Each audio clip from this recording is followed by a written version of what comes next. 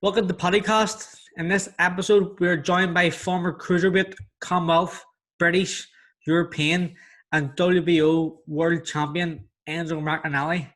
How are you doing, big man? Yeah, good. Thanks, Pad. Yourself?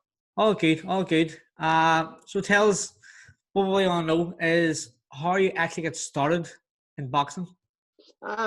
Pretty much my dad. I think my dad sort of made me to become a fighter. It was the only thing. He run an amateur boxing club. I got pictures of me in the gym, 3 years old, in a bag. Obviously, I weren't training. I was just messing around, in the bags. 10. I had my first fight at 10, and just started from there, basically. Did you box for Wales, or did you win any before you boxed for Wales? Sorry, did you win any national titles? Yeah, I won. I entered 11 national titles. I won all 11. Yeah. I remember winning the youth, the under 21, and the seniors in a 13-month period, all by knockout. I won I won a junior ABA British, won an NABC. Yeah. But when I turned senior, I was only 17. It was about I think a month after my after my birthday, my first fight as senior. I boxed a 27-year-old man. He was I think he'd lost 1 in 24. I knocked him spark cold. Serious? In the first round. It was basically, they were looking for a heavyweight, an open class heavyweight, and they phoned my dad and they said, we're looking for an open class heavyweight. And my dad said, yeah, Enzo. He said, no, we're looking for an open class heavyweight. I hadn't boxed for 2 years at that time. Yeah. I couldn't get, I was banging kids out from a young age, and I just couldn't get fights. So I had 2 years off, went out with the boys, smoked a bit of pot, drank a bit of drink. So I come back, and I remember an article in the paper that day. Enzo, good schoolboy, NABC champion, junior ABA champion, numerous Welsh champ titles. Don't expect too much off him tonight. He's up against it. So I'd been sparring Nicky Piper, who was about to fight Dario Michalczewski for a world title. I was 16 years of age, and I was giving Nicky Piper hell in the gym. He says he always got the better of me. I beg to differ. But I knocked him out first round, and then I had 7 or 8 senior fights. That's all I had. 8 wins or 7 wins, all by knockout, all in the first round, bar one. Serious? Yeah, so obviously with that kind of record, even as an amateur, I'm sure promoters would be like trying to snap you up. No, it was a couple interested in me, and it was. I don't know if you remember. It was a split in federations. I don't know if they had it over in Ireland. They had it in Wales, and it was an ABA and an ABF. So as I got to senior, the ABF was me, Gavin Rees, Bradley Price, Jamie Arthur. We had some quality boys, but then you had the ABA, who were the recognised company. They had some good fighters, and the ABF offered our boys against their boys to go to the Commonwealth Games. And, taking a proper team then, not taking a half-standard team, taking the best of the best, no matter what organisation he was under, you take a proper team. Yeah. During that time, I can't remember who it was, but I had an offer to join another gym affiliated with the ABA. At the time, 17 years of age, I got offered $1,500, $2,000 a month, I think it was, just to join another club and box that way. But it was my dad's club. And I obviously couldn't, so I turned pro at a young age. And as soon as I turned pro, my father went back to the fucking ABA. He owes you money. Oh mate, honest to God. Oh, that's terrible. So here, so how did you end up becoming a professional? Like, who did you sign with? Well, it was with Nicky Piper. I think I impressed him so much. It was just out of the blue. We was there at a boxing show. I always loved watching the amateurs. I always helped my dad with the club. There was matches, shows at 14, 15. It's the grassroots of boxing. And we were speaking to Nicky Piper, and my dad offered him a bit of sparring, and he sort of laughed. 16-year-old kid, I haven't boxed in 2 years. He's fighting for a world title. So I went up there, and I impressed. So they put a little consortium together, and I turned pro that way. So when you actually turned professional, how far did you think? Did you set your sights on a certain target? Mate, when I was younger, I won a Welsh title. I won my Welsh title. The next year, that day I won a Welsh title because I think when you were 11, you can't go to the ABAs. Yeah. I think you have to be 12. So that year I won a Welsh. I said to myself, I'm going to win the ABAs next year, and I won the ABAs next year. When I won the ABAs, I said I'm going to win the NABCs the year after. I won the NABCs the year after. When I turned pro, I said I'm going to be world champion.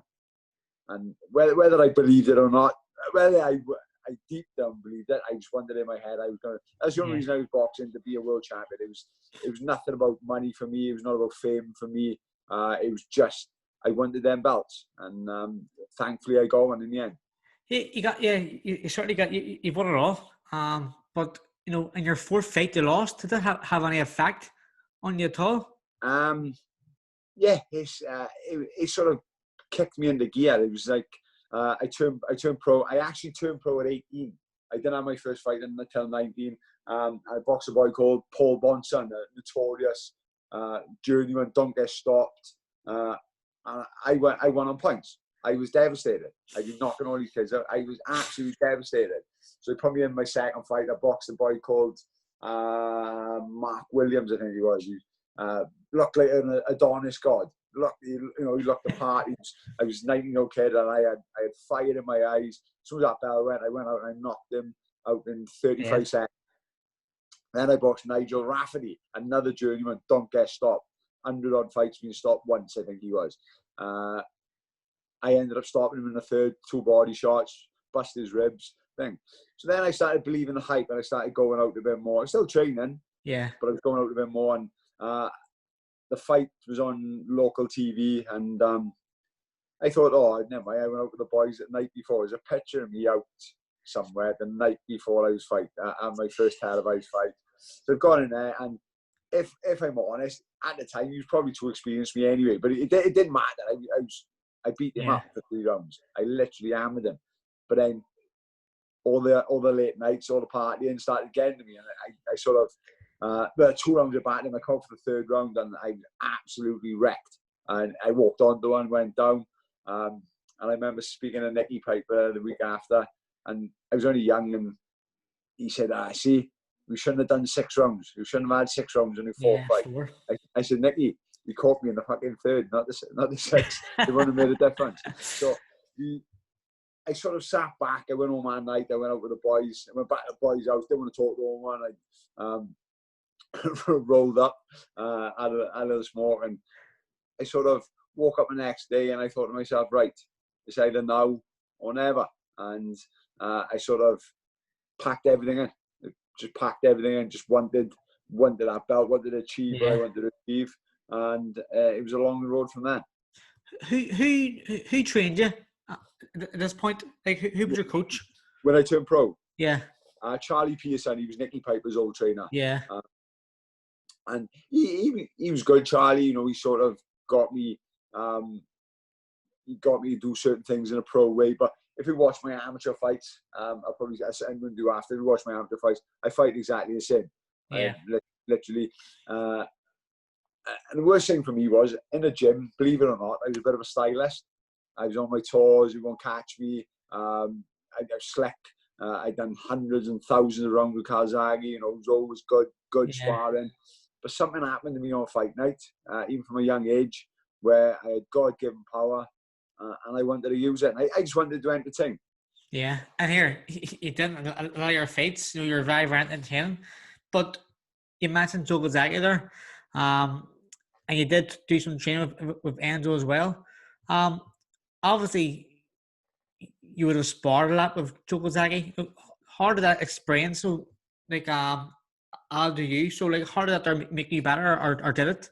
Well, I won't mention no names of sparring and stuff like that, but I never had a rough spar.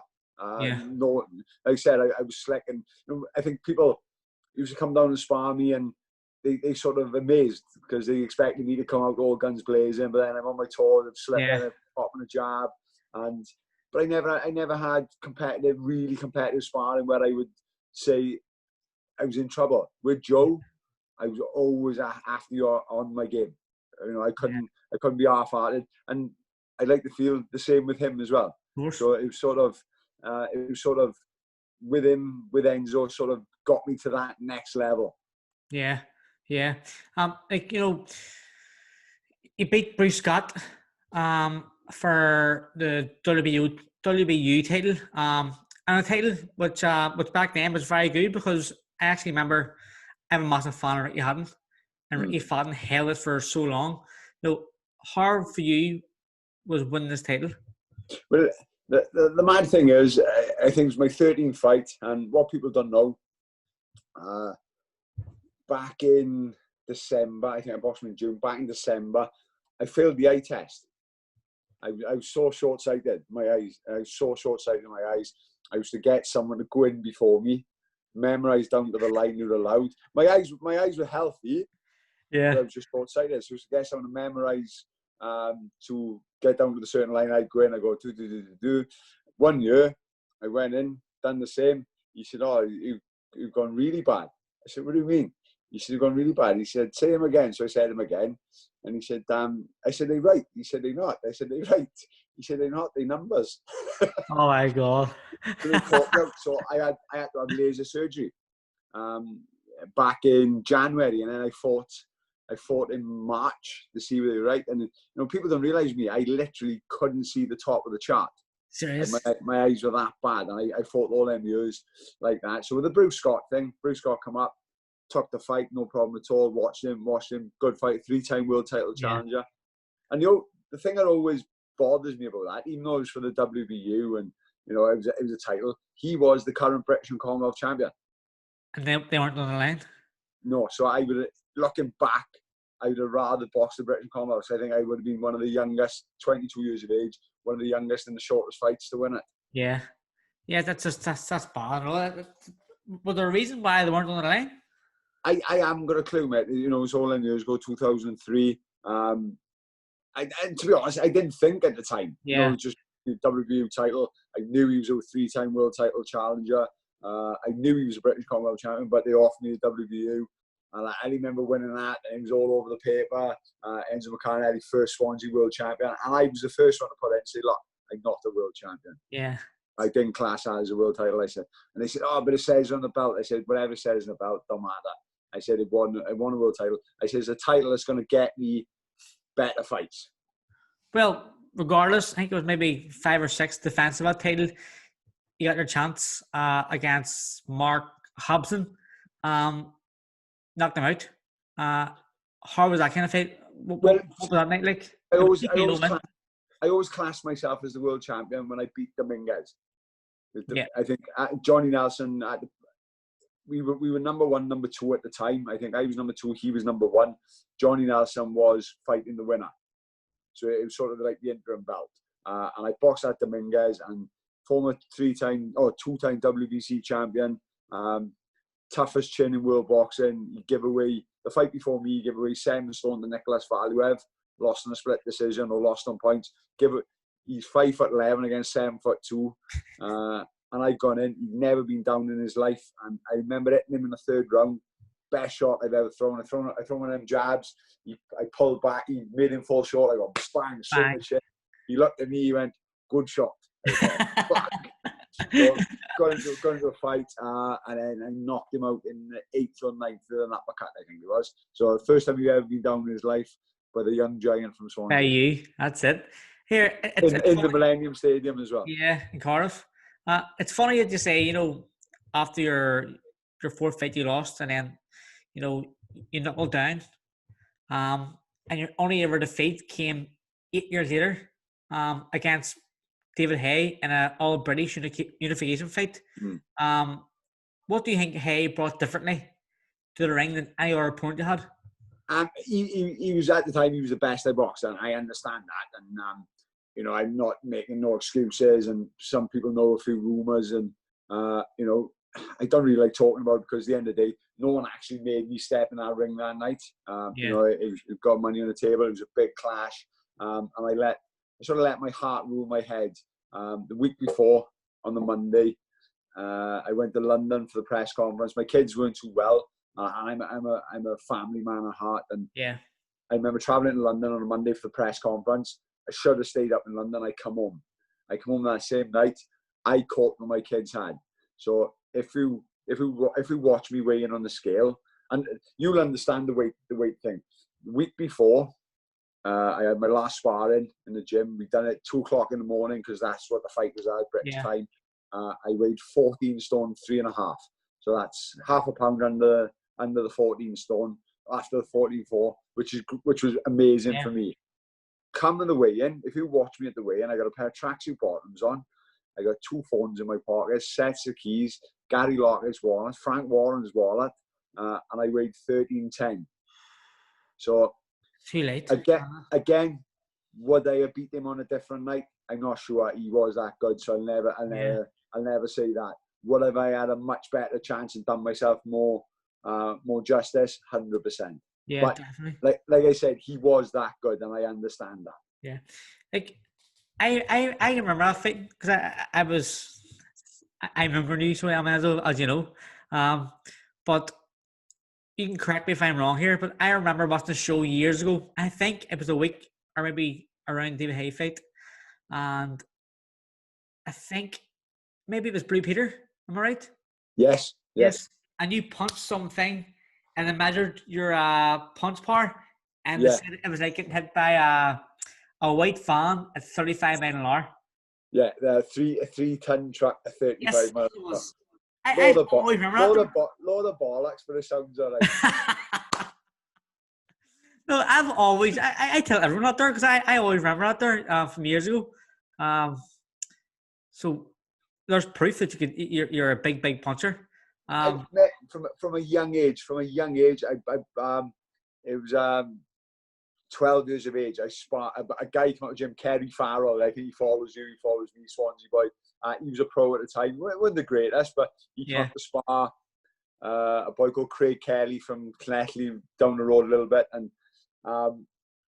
he didn't turn up. So my dad said, "Oh, Enzo's sparring. Bear in mind now, he's 26, 27. I'm 12 years of age."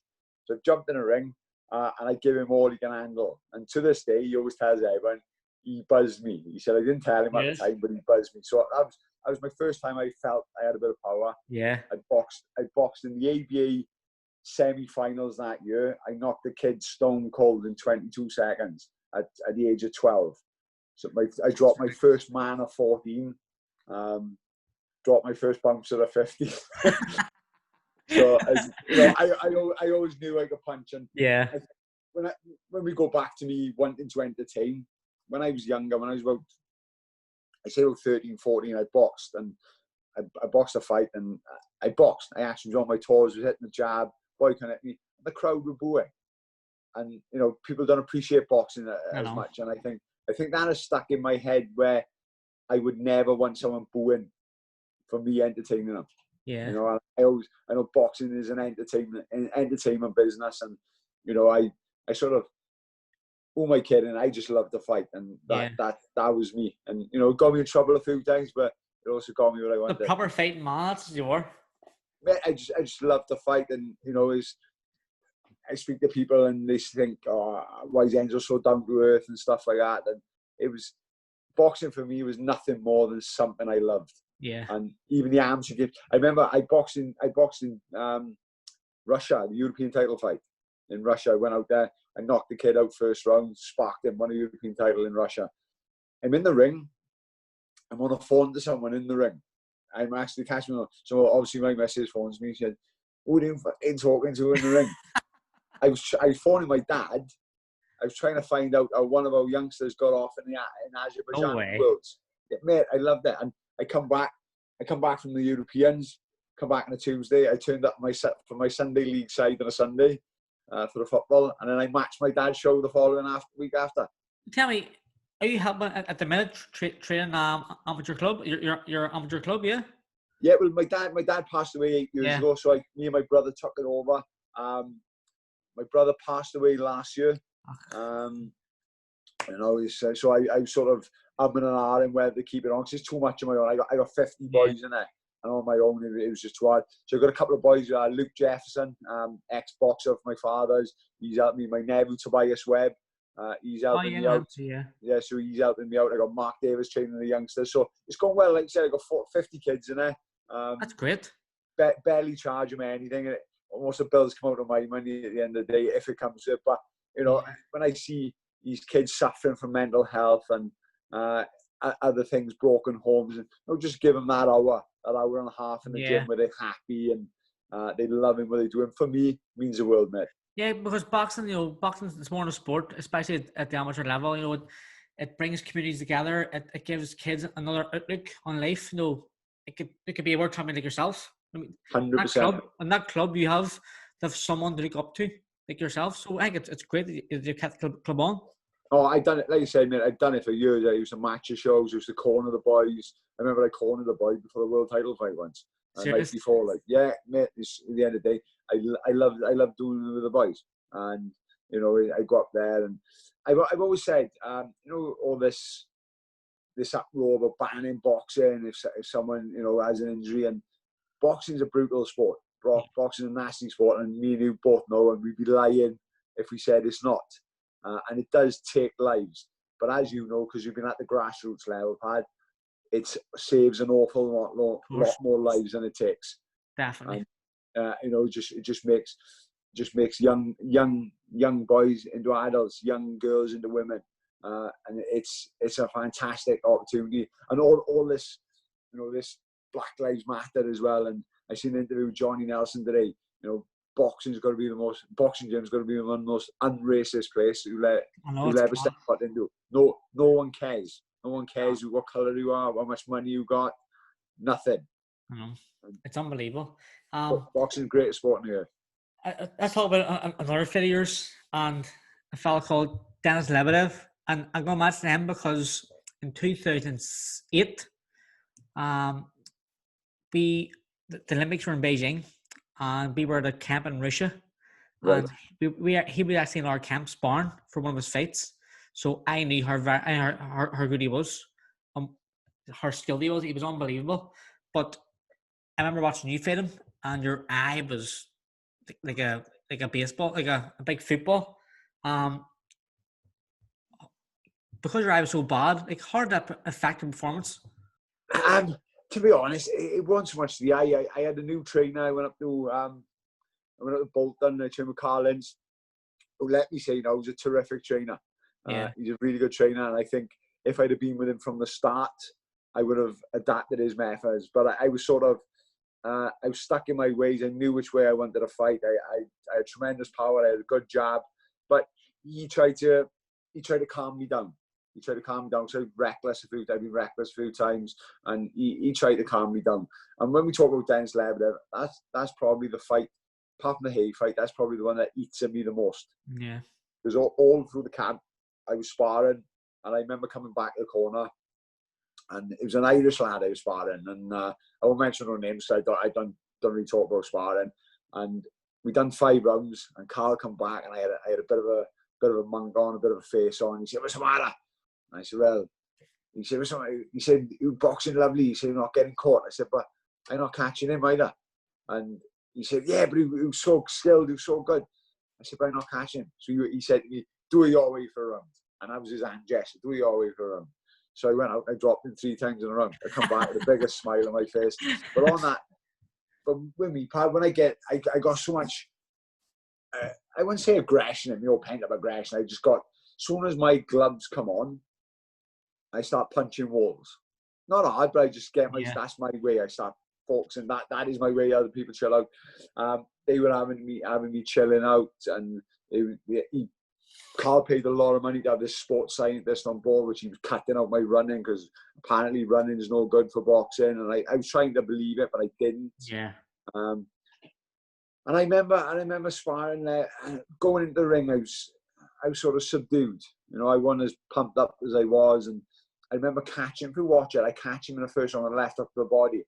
As soon as I catch him, I step off because they wanted me to be careful. They wanted me to say, me normally, that left out of the body lands, I'm diving on him. I don't care what else goes into my head. If you catch him, I'm coming on him. So I was sort of subdued that night, and he caught me with an uppercut. And I remember catching him with an uppercut, and he rocked me. He did rock me, but he caught me in the eye, so the eye popped up. And I remember him wading in, and I sort of recovered while he's pounding on me. I sort of, I tuck up nice and tight, and I remember thinking, taking the breathing, I remember thinking, you know, he's going to shoot this load by here now. Yeah. And he didn't. They stopped the fight, but you know, great fighter. He went on to be a great champion. Just, I would have liked to see what I would have done. Me, the real me. But you know, that is boxing. There's no excuses. Preparation is key. I prepared wrong, so that's the result. You fought for another world title, moving down to light heavyweight against Jürgen Bremer. Do you feel like light heavyweight was probably the weight you should be at all along? I don't know. I've sort of stuck in between the two. Yeah. You know, I look at, you say we should have been all along. I won a world title at cruiserweight. I know, it's true. No, and that's what I'm saying. That's what people say to me. And you know, I went down and I done it well. I say I done it easy. I done it comfortable as you can. Yeah. You know, I done it well. I looked into it. I'm spot on.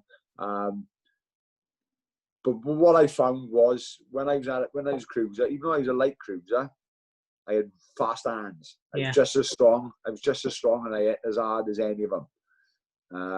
If not harder than anyone. And probably strong. The amount of heavyweights I sparred, they could never make me take a backward step. You know, I'd be in the pocket and I'd stand with them. They think I'm going to run, but I'd stand with them. But when I went down to light heavyweight, I was superhumanly strong compared to them. But the speed leveled out.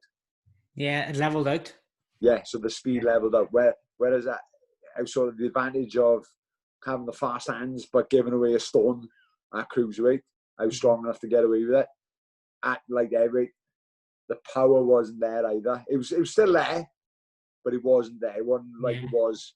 I remember Gary taking me on the pads as a cruiser on the light heavyweight, and he just said it's just something missing as a light heavyweight. Like, I think it was after one of the fights you were retiring anyway, but then you ended up fighting Roy Jones. I don't know how did that fighting come about? But I was out shopping with the wife, and as most men do, still when I shop, I wait in a car. So I was waiting in a car. Frank phoned me. He said, "Oh, just had a phone call from Russia." I said, "Oh yeah," so they're expecting one of these Russians. I was open for 11 every match. I was thinking, yeah.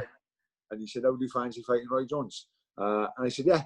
He didn't even tell me the money, and the money was shit anyway. Yeah. He didn't even tell me the money, and I said, "Yeah, no problem at all." So when so they chose me, you know, got this whole perception that I was gunning for him. Right? You know, I wasn't gunning for him in the slightest.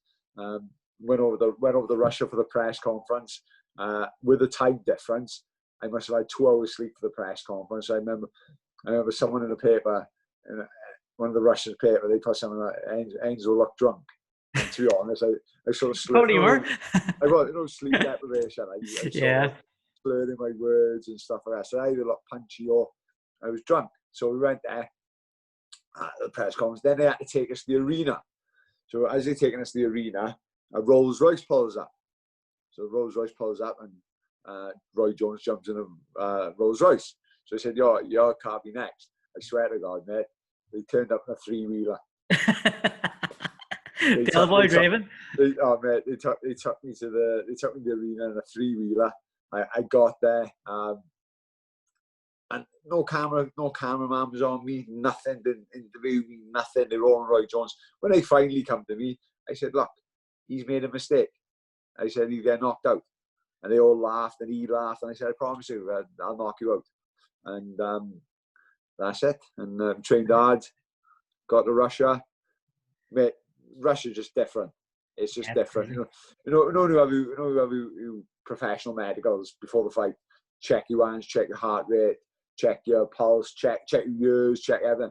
So Roy Jones goes in before me. They do all in. Got half hour with him. I sit down on the chair. The doctor says, "You good?" I said, "Yeah." He said, "Good luck tomorrow." That was it. Like, but that's unbelievable. Crazy.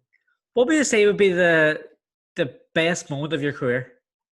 To be honest, it's obviously beating Dominguez for the world title, but not so much that. There's a photo of me with my dad straight after. My dad was the hardest man to please. You know, I know he he never told me he loved me, but I knew he was besotted with me. You could see that a million miles away.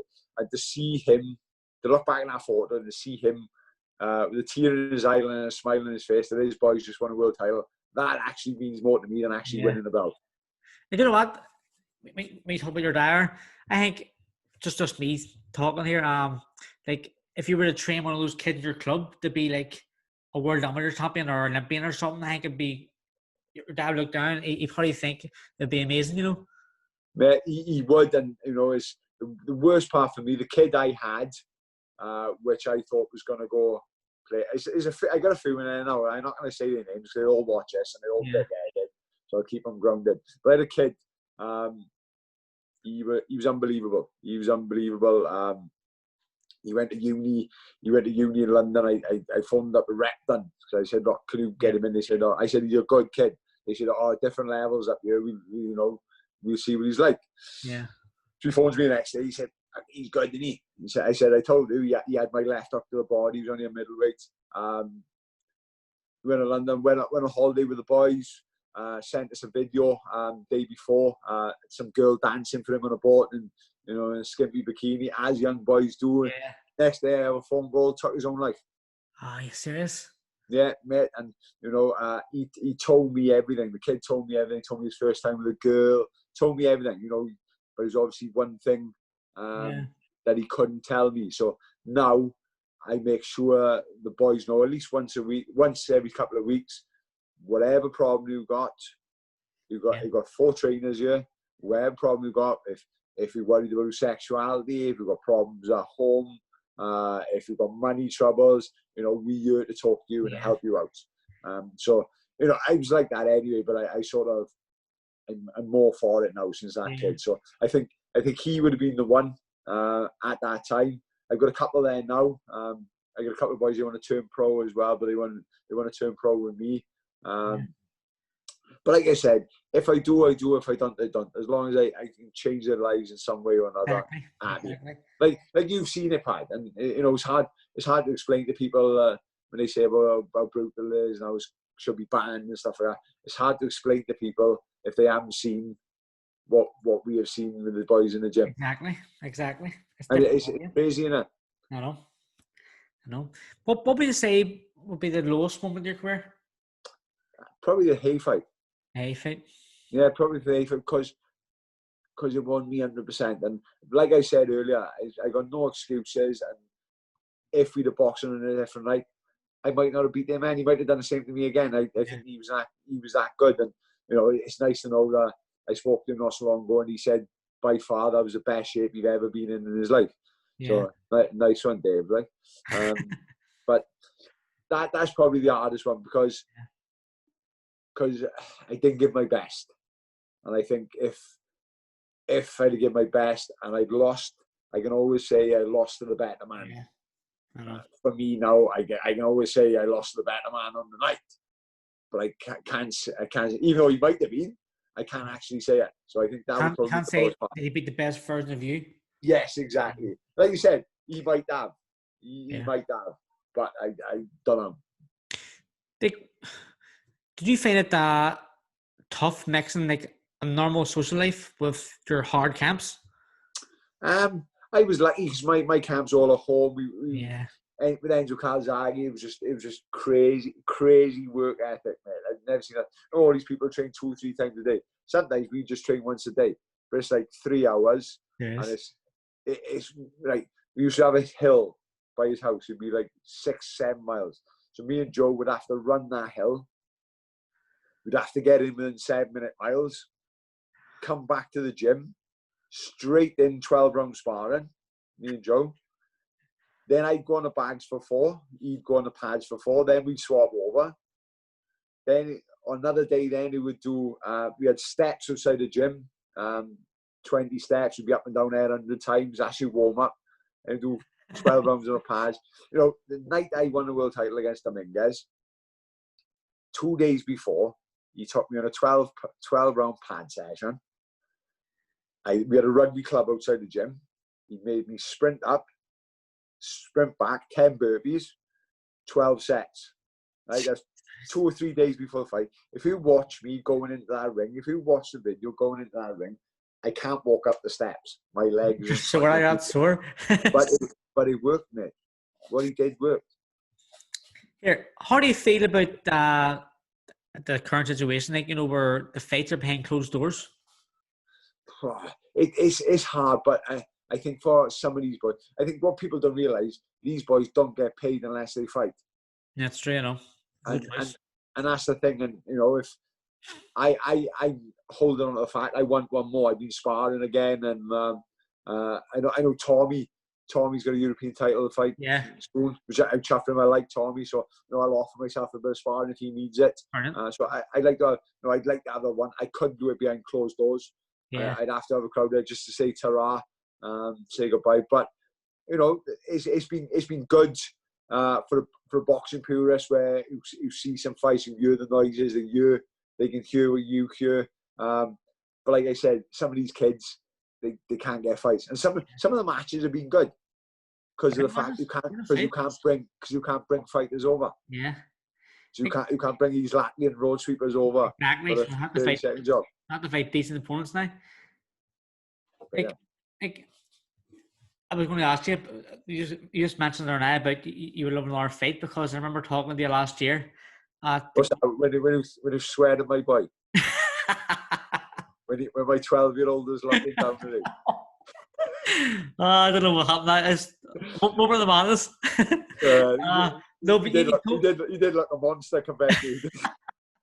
Does he still want to fight me? Yeah, you still have to do, you say. No, but you told me that you want one more fight. Obviously, it's still the case. Have you any opponents in mind? Well, to be honest, mate, I obviously I've had a bad back for over a year. I had a car crash. My brother passed away, so I had a herniated disc, which is, I probably would have had it by now. So I've been a year, 14, 15 months. I haven't been able to walk properly. Never mind spar, never mind run. So now I'm back running. My times are good. I'm doing, I think I've got down to a 19, 12, 5K. I've got to a 39 and a half, 10K. My sparring's gone okay. Probably have a little more spars. I think I spoke to Jamie Conlon. I told him what I want. Is a new arena in Swansea being opened in the summer. And I think if someone was going to open that arena, I'd like it to be Swansea's only world champion.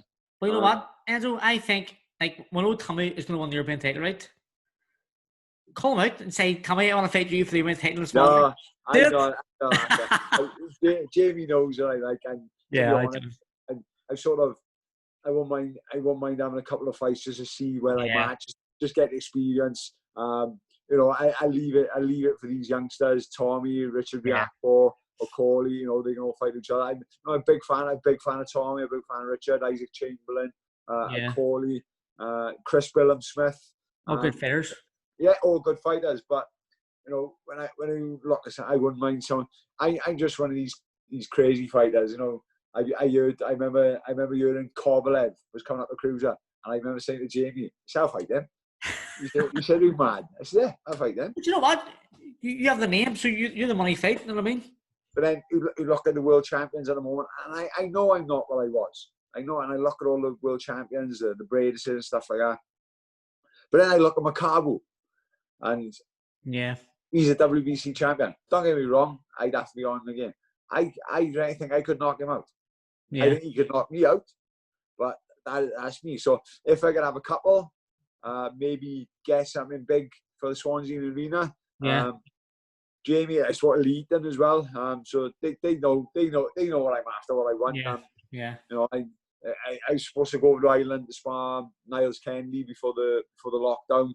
And I asked Jamie to come over because Jamie tell me, "Look, you haven't got it no more." Or he might tell me, "Fucking hell, you're looking good."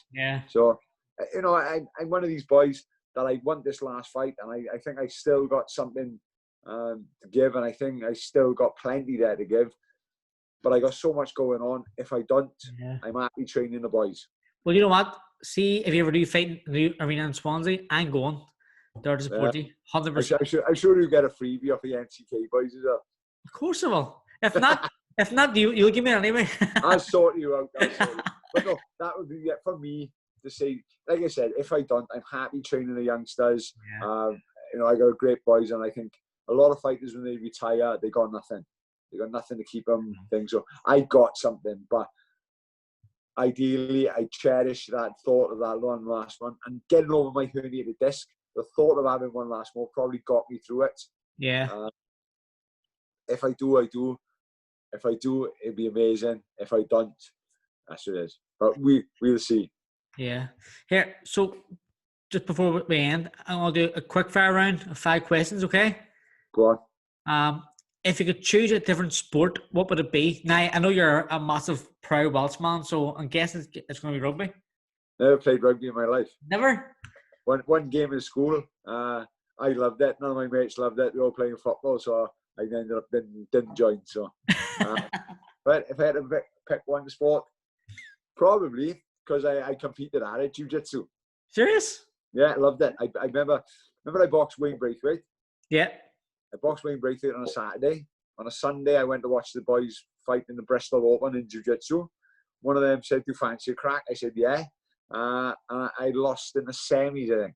Serious? And I only had a couple of weeks. I only had a couple of weeks training, so I enjoyed it. But I loved the sport. That's class. That's class. Who would you say would have been your greatest rival? Who was my greatest rival? Yeah.